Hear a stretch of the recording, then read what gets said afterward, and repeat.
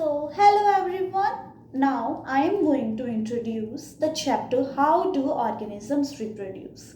First of all, let's introduce ourselves with the concept of reproduction. What is reproduction? Reproduction is the process of forming offspring which look exactly like that of the parent. Whenever you see a small puppy and see its mother, they also look alike. What about the small kittens? Have you ever seen them? And they also look alike that of their mother or father. Now look at yourselves.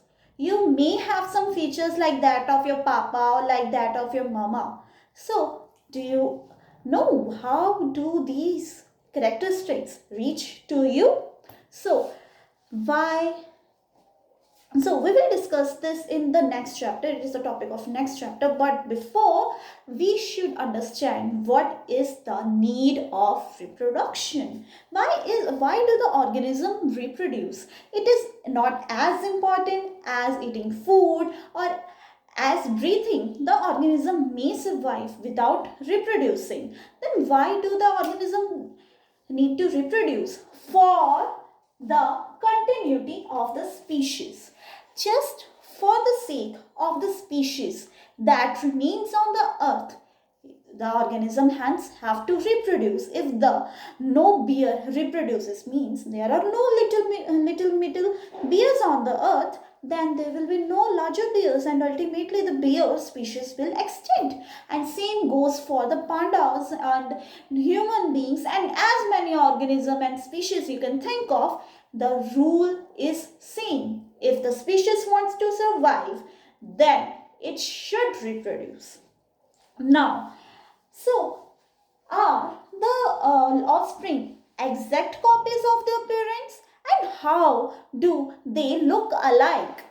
Now, basically, as you remember the cell anatomy from the class 9th, the nucleus of the cell have what? They have DNA. Now, it is a trick question for you. You have to get the full form of DNA, as you may remember or may not remember. It's up to you, but you must know the full form of DNA, which is deoxyribonucleic acid.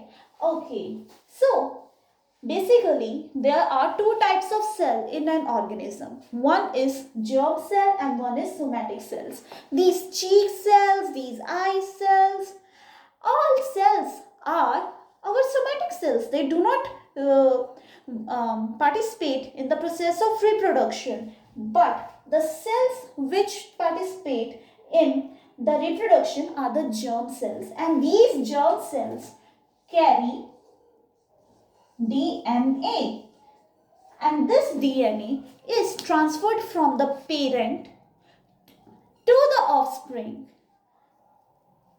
in the process of reproduction, and this DNA carries all the information which is within the organism, and there is a responsibility of the process of reproduction that the DNA which is being copied should be exactly like the same. But in the world of full of variations, how can this process be exactly the same? There is always a space for little errors, and this produces variation. Now, if there would have been no variations in the world, then there would not been so many species right now. There were so many reptiles, there are so many mammals, there are so many amphibians and so many invertebrates and all the things. It is all because of variation. Now, variation is important because it provides the survival, guarantee of a survival of an organism in a particular area. For example, if you come to think of different organism.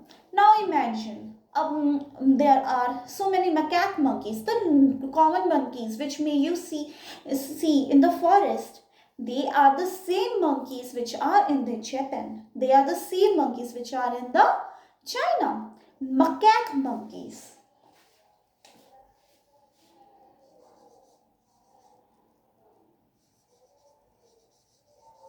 Now, these macaques are same, but if I bring a macaque monkey from that of a China or a Japan to India, it may or may not survive because its environment has changed. And if I take an Indian monkey from to Japan, it will not be able to survive because there is so much cold in the Japan during the winter season, and the monkey would not be able to survive because those monkeys have been divided into different subspecies and acquired variations, and these variations just ensured is survival in a particular niche. Niche is the group of is the population of a particular area.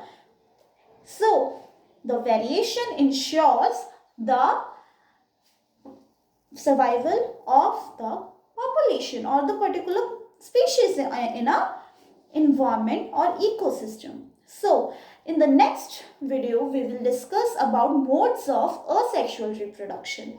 Till then,